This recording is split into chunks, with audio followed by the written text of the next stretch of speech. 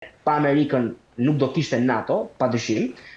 Shtetet e Bashkuara të Amerikës përfitojnë nga mbrojtja kolektive që ofron NATO sidoqoftë. Dhe të mos harrojmë që në vitin 2001, kur Shtetet e Bashkuara të Amerikës pushton Afganistanin mbas luftës që Kongresi Amerikan i shpalli Al-Qaedës, mbas sulmeve të 11 shtatorit, ti ke pas ushtar nga të gjithë vendet e botës, duke përfshirë Shqipërinë, Poloninë, të gjithë vendet e NATO-s, ndjesë tash botës, të cilët kanë luftuar pranë ushtarëve amerikan për të mposhtur Al-Qaedën dhe për të shëruar Afganistanin nga Al-Qaeda dhe nga talibanët dhe kanë humbur dhe jetën.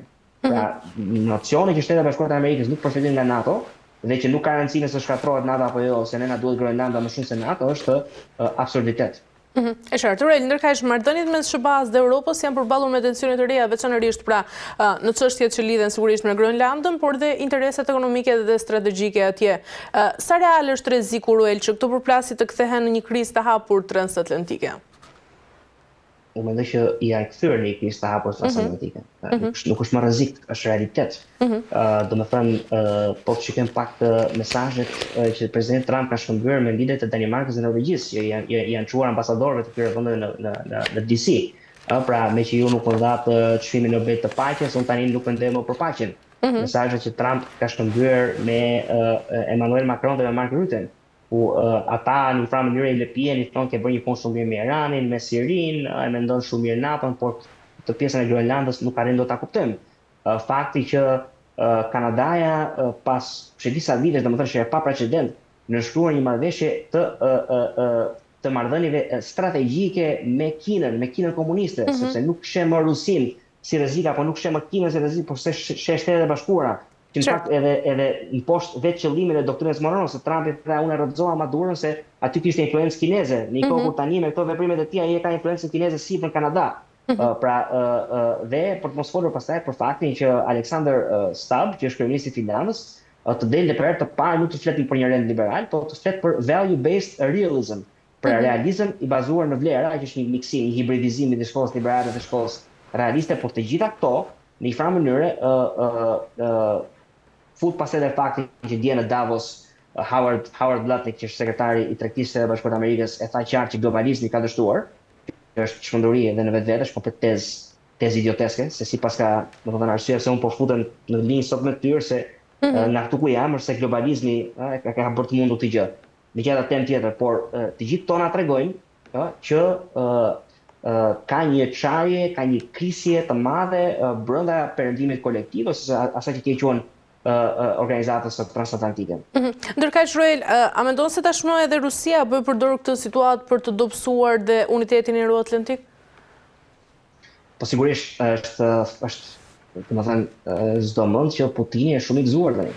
Shumë i gëzuar sepse administrata amerikane bie dakord me të në Ukrainë. Ai thjesht po vazhdon të avancojë të marrë territor sa më shumë, sepse do vi një moment që prapë ai do tolerohet, do marrë një marrëveshje të mirë, kështu që mund të vijojë të luftoj të marrë sa më shumë territor, ta vë veten në një pozitë më të favorshme, dhe pse jo në një moment të thojë që unë tani kam të drejtë ta kollaboroj gjithë Ukrainën dhe amerikanët ja japin administratë aktuale. Nga ana tjetër kuptohet që Rusia ka për qëllim dominimin e Evropës. Evropa nuk është më sferë influencë amerikane. Amerikanët duan hemisferën perëndimore dhe linjën e mesme. Europën mund t'ia lënë dhe Turqisë dhe ndjes Rusisë. Dhe në këtë kuadër Bashkimi Evropian është shumë i friksuar, se Bashkimi Evropian është hegemoni i Europës. Nuk mund të jetë Rusia hegemoni e Europës. Dhe këtu ka një përplasje. Dhe Putini e ka shumë kollaj të sulmojë vendet europiane në momentin kur Shtetet e Bashkuara të Amerikës janë jashtë NATO-s, ose kur NATO është një organizatë funksionale.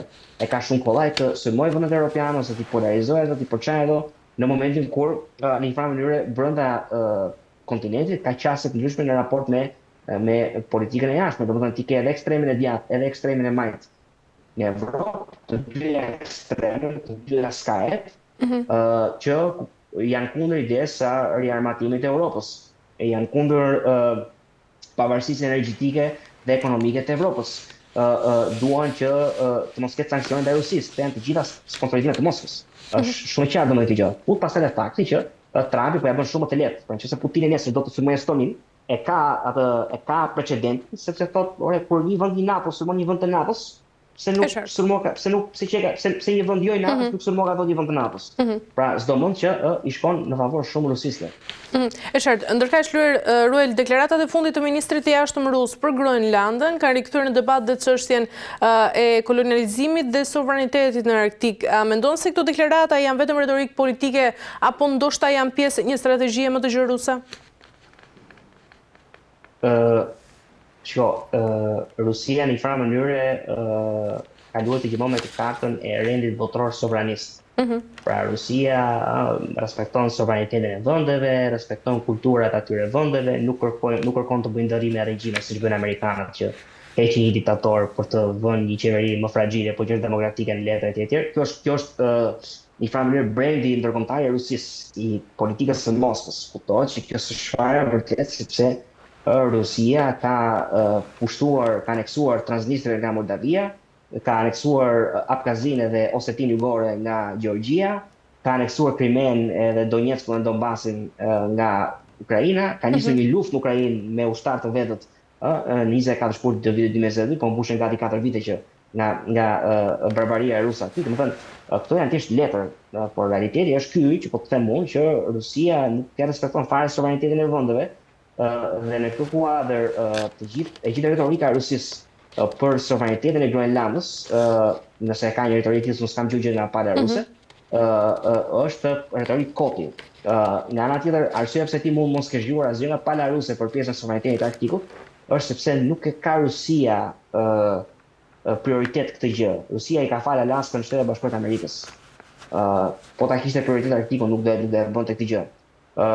Rusia do që Shtetet Bashkuara të Amerikës ta marrin Groenlandën, sepse kjo është fundi i NATO-s. Dhe Rusia nuk ka hall Arktikun, Rusia ka hall Europën. Rusia do të dominojë Evropën. Rusia do një Evropë pa Bashkim Evropian, pa NATO, ku Rusia ka komplet në kontroll Europën lindore dhe Ballkanin dhe ushtron sa më shumë dikim në vendet e Europës perëndimore. Kështu që Rusia se vret fare mendjen për çështjen e sovranitetit të Arktikut, e ka mendjen që dominimi i Evropës. E qartë. Mirë, Ruel, për ta mbyllur pyetja e fundit, cilat do të jetë ndërkaq dhe skenari realist sa i përket Groenlandës? Skenari realist është që Shtetet Bashkuara të Amerikës do të ta marrin Groenlandën. Fatkeqësisht. Edhe unë e them me shumë fatkeqësisht një foto të madhe këtë gjë, sepse nuk duhet të jetë kështu.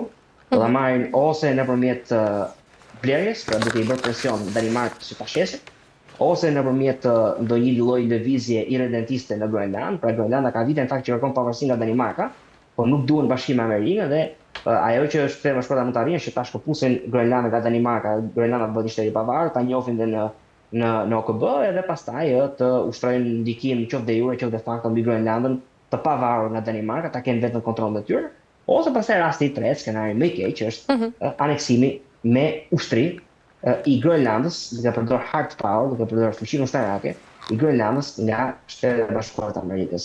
E them këtë gjë sepse Trumpi rrallë herë tërhiqet. Trumpi po është regjim personalist, ai kështu i shef gjërat vetë, kurse kanë po ja thot Marco Rubio, JD Vance apo Pete Hegseth apo të tjerë, domethënë ata janë vetë të çmot, mendoj që vetë e besojnë që këto janë veprime lunatike, po nuk kanë çfarë thonë sepse ata janë vetë aspirantë për të bërë president i ditë dhe duhet ta kenë mirë me bazën e Trumpit. Kështu që në këtë kuadër Trumpi do bëj çfarë do vetë. Çfarë do vetë ai është të marrë Groenlandën. E qartë. Ska ushtarakisht nuk e ndajnë dot njëri, kështu që fatkeqësisht kjo do ndodhë. E qartë. Mirë, Ruel, kemi arritur në fund. Falenderoj shumë për gjitha informacionet që ndave sot me mua. Shumë kënaqësi. Faleminderit shumë, kënaqësia është e imja. Mirë, të nderuar teleshikues, kemi arritur në fund të këtij emisioni dhe për ditën e sotme, bashkë do të shihemi sërish nesër me tjera tema.